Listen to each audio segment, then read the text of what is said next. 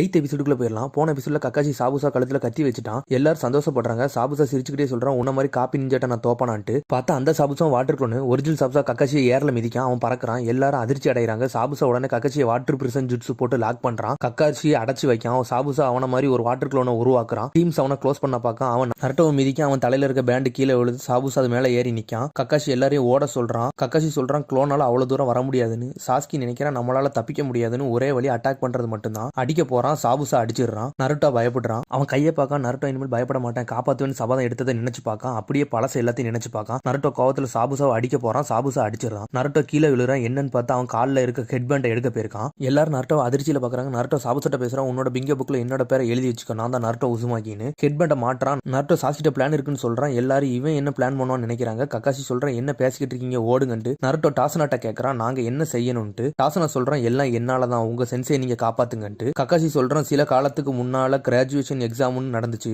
அப்போ ஒரு ஸ்டூடெண்ட் அவன் கூட இருக்க எல்லாத்தையும் கொன்னுட்டான்.